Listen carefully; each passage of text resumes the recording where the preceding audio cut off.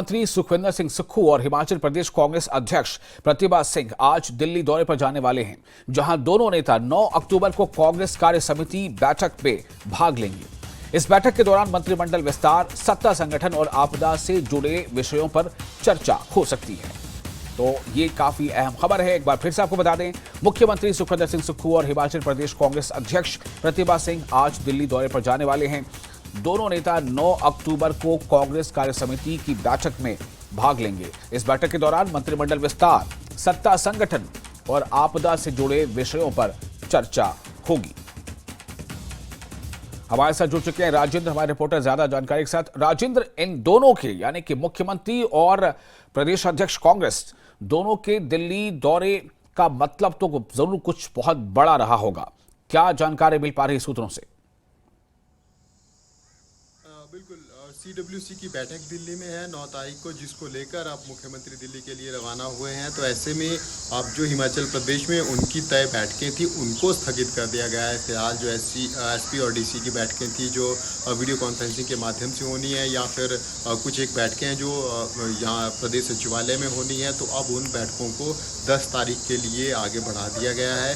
9 तारीख को मुख्यमंत्री का दौरा है और ऐसे में अब उम्मीद ये लगाई जा रही है कि लोकसभा चुनावों को देखते हुए ये तमाम चीज़ें हो रही हैं। हिमाचल के विषय भी उसमें डिस्कस होंगे, क्योंकि हिमाचल प्रदेश में कांग्रेस की सरकार है। तो ऐसे में पिछले दिनों भी जब कांग्रेस प्रदेश अध्यक्ष प्रतिभा सिंह दिल्ली गई थी, तो उसके बाद एक लंबी चौड़ी लिस्ट, करीब 30 से अधिक लोगों की एक लिस्ट आई थी, जिसमें जो पॉलिटिकल डिसीजन के लिए एक कमेटी बनाई गई थी, उसमें तमाम लोग, बड़े नेता कांग्रेस के शामिल किए गए थे। और उसके बाद फिर अब दोनों नेता एक साथ दिल्ली पहुंचे CWC की बैठक में, क्योंकि प्रतिभा सिंह कांग्रेस की हिमाचल प्रदेश अध्यक्ष हैं और वो भी कांग्रेस वर्किंग कमेटी की सदस्य हैं। तो ऐसे में महत्वपूर्ण चर्चा हिमाचल प्रदेश को लेकर भी इस बैठक में हो सकती है। हालांकि जो सूत्रों के हवाले से माना जा रहा है, वो इस बैठक का जो मुख्य एजेंडा है वो लोकसभा चुनावों को देखते हुए ही स्थितियों का आकलन करना है और उसके अनुसार आगे निर्णय लेना है कि कौन कौन से विषय अब लोकसभा चुनावों की दृष्टि से उठाए जाएं और जिनको लेकर जनता के बीच में जाया जाएगा।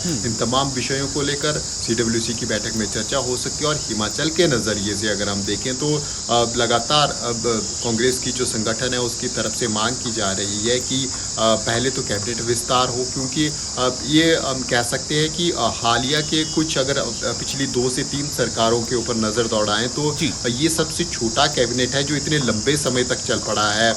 इतने लंबे समय तक कैबिनेट विस्तार नहीं हुआ है, इतने पद खाली है। इसके अलावा चेयरमैन, वाइस चेयरमैन और बहुत से पद सरकार में और हैं जहां पर कार्यकर्ताओं को एडजस्ट किया जा सकता है। तो इसकी मांग लगातार प्रतिभा सिंह कर रही हैं।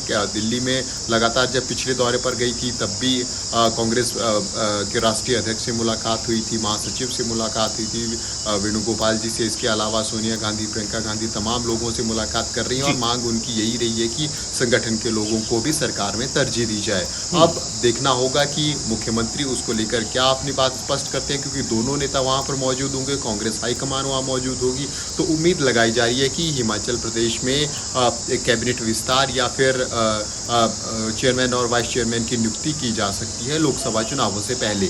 या फिर मुख्यमंत्री ये भी बात कह सकते हैं कि टारगेट लोकसभा चुनावों का दिया जाए कि जो सबसे अधिक लीड अपने क्षेत्र से कांग्रेस के कैंडिडेट को दिलाएंगे उनको कैबिनेट में शामिल किया जाएगा। क्योंकि पहला जो कैबिनेट का गठन है, जो महत्वपूर्ण लोग हैं मुख्यमंत्री की दृष्टि से, कांग्रेस की दृष्टि से, उनको शामिल कर लिया गया है। अब जो 3 पद खाली बचे हैं उनमें उन लोगों को शामिल किया जा सकता है जो लोकसभा चुनावों में सबसे अधिक लीड अपने विधानसभा क्षेत्र से दिलाएंगे। तो अब देखना होगा कि मुख्यमंत्री किस पक्ष को अपने दिल्ली में हाईकमान के समक्ष रखते हैं और क्या चेयरमैन और वाइस चेयरमैनों की नियुक्ति की जा सकती है लोकसभा चुनावों से पहले, या फिर इसको भी बाद में टाल दिया जाएगा कि जो बेहतरीन काम लोकसभा चुनावों में करेगा उसको नियुक्ति चेयरमैन और वाइस चेयरमैन की मिलेगी। इसके अलावा हिमाचल में सरकार की परफॉर्मेंस को लेकर भी चर्चा हो सकती है। जो तमाम गारंटियां कांग्रेस की तरफ से दी गई हैं या आपदा में जिस प्रकार से क्या रहा हुआ है उनका जिक्र मुख्यमंत्री कर सकते हैं दिल्ली में, और केंद्र सरकार के ऊपर भी हमला बोल सकते हैं। कोई रेजोल्यूशन भी, जैसे पिछली बार राष्ट्रीय आपदा घोषित करने की मांग को लेकर पिछली जो कांग्रेस वर्किंग कमेटी की बैठक हुई थी उसमें प्रस्ताव पारित किया गया था। तो देखना होगा कि क्या इस बार भी कोई इस प्रकार का प्रस्ताव कांग्रेस हाईकमान की तरफ से पारित किया जाता है। तो कई अहम विषय हैं जिनको लेकर राष्ट्रीय स्तर के और हिमाचल के प्रदेश स्तर के, बिल्कुल। जिनको लेकर कांग्रेस कमेटी वर्किंग कमेटी में डिस्कस हो सकता है और उम्मीद लगाई जा रही है कि हिमाचल के संदर्भ में भी कोई महत्वपूर्ण निर्णय आने वाले दिनों में देखा जा सकता है इस बैठक के बाद। बिल्कुल राजेंद्र, आप हमारे साथ बढ़ रहे हैं। कुछ और अहम खबरें हैं जो हम दर्शकों तक बताना चाहते हैं, इसमें कुछ आपका इनपुट भी चाहिए होगा। तो एक अहम खबर और आपको बता दें कि हमीरपुर में पूर्व सीएम प्रेम कुमार धूमल और कांग्रेस के वरिष्ठ नेता जयराम रमेश के बीच मुलाकात हुई। जी हां, काफी अहम है ये मुलाकात। हमीरपुर में मुलाकात होती है पूर्व सीएम प्रेम कुमार धूमल और कांग्रेस के वरिष्ठ नेता जयराम रमेश के बीच मुलाकात होती है। यह मुलाकात शनिवार देर शाम करीब 9:30 बजे हुई विश्राम गृह में, जो करीब 1.5 घंटे तक चली। मुख्यमंत्री के प्रधान मीडिया सलाहकार नरेश चौहान ने भी धूमल से यानी प्रेम कुमार धूमल से मुलाकात की।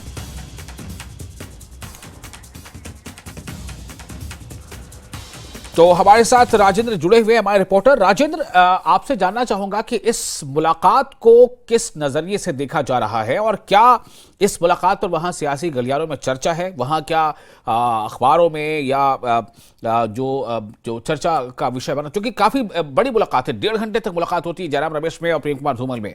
जी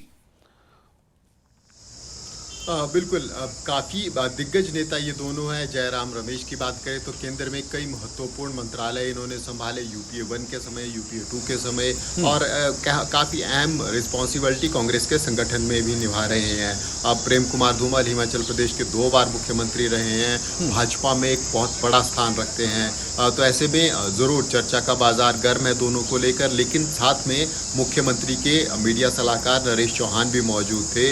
अब हालांकि जब मुलाकात बंद कमरे के बीच में दोनों नेताओं की हुई तो उस वक्त नरेश चौहान बाहर आ गए थे, सिर्फ ये 2 नेता ही आपस में बातचीत कर रहे थे। लेकिन जो अटकलें लगाई जा रही है और जो सूत्रों के हवाले से हमारे पास खबर है, उसके अनुसार दरअसल कोई बयान नरेश चौहान ने जयराम रमेश की तरफ से कोई बयान पिछले दिनों जब विधानसभा चुनाव हिमाचल प्रदेश में थे और Prem Kumar Dhumal leader of opposition थे, मुख्यमंत्री पद के लिए उनका नाम घोषित हो चुका था, तो उस वक्त जयराम रमेश की तरफ से कोई बयान मीडिया में दिया गया था। प्रेस कॉन्फ्रेंस के माध्यम से शिमला में आए थे और उन्होंने कोई भ्रष्टाचार के आरोप और कुछ अन्य आरोप पूर्व मुख्यमंत्री प्रेम कुमार धूमल पर लगाए थे, जिसके बाद प्रेम कुमार धूमल हाईकोर्ट का रुख किया था और मानहानि का मुकदमा उन्होंने कोर्ट में दायर किया था, और उसी के सिलसिले में माना जा रहा है ये मुलाकात दोनों की है और जयराम रमेश की तरफ से गुजारिश की गई होगी। अब जो हमारे पास जानकारी है उसके अनुसार उनकी तरफ से गुजारिश की गई है कि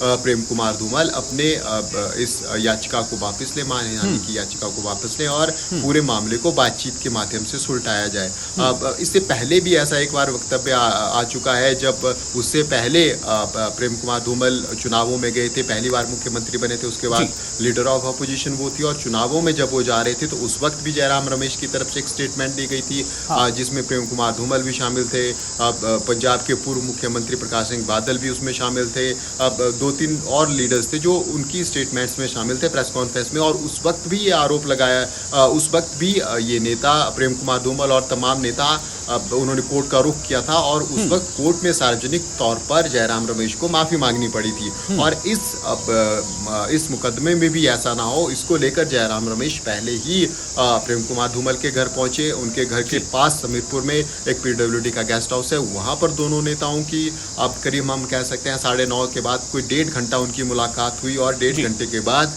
जयराम रमेश बाहर आए, कमरे से बाहर आए, तो माना जा रहा है कि शायद आने वाले दिनों में हम देख सकते हैं कि प्रेम कुमार धूमल अपनी मानहानि की याचिका हो सकता है कि वापस ले लें, जो जयराम रमेश के खिलाफ उन्होंने दायर की थी। तो अब ये राजनीतिक बयानबाजी है, कई बार कितनी लंबी चल पड़ती है और फिर कहाँ किस हद तक चीज़ें पहुँच सकती हैं हम देख सकते हैं। उनको दिल्ली से यहाँ आना पड़ा और उनके घर जाना पड़ा, वहाँ पर मुलाकात करनी पड़ी, और फिर ये तमाम चीज़ें अब सॉल्व होती हुई अभी फिलहाल नज़र आ रही हैं आने वाले दिनों में। तो अब देखना होगा कि क्या प्रेम कुमार धूमल अपनी उस याचिका को वापस लेते हैं या फिर सार्वजनिक तौर पर दोबारा से जयराम रमेश को माफ़ी मांगनी पड़ेगी। अब ये तमाम जानकारी हालांकि आधिकारिक तौर पर ना जयराम रमेश की तरफ से कुछ कहा गया है, ना ही प्रेम कुमार धूमल की तरफ से कोई बात साझा की गई है, लेकिन सूत्रों के हवाले से यही जानकारी निकलकर सामने आ रही है कि उस मानहानि की याचिका को लेकर वापस लेने की को लेकर ही जयराम रमेश यहाँ पहुंचे थे, प्रेम कुमार धूमल के घर गए थे। बिल्कुल बिल्कुल बिल्कुल राजेंद्र, तो ये जो आप जो कुछ बता रहे हैं इसकी कोई ऑफिशियल कंफर्मेशन तो नहीं है, लेकिन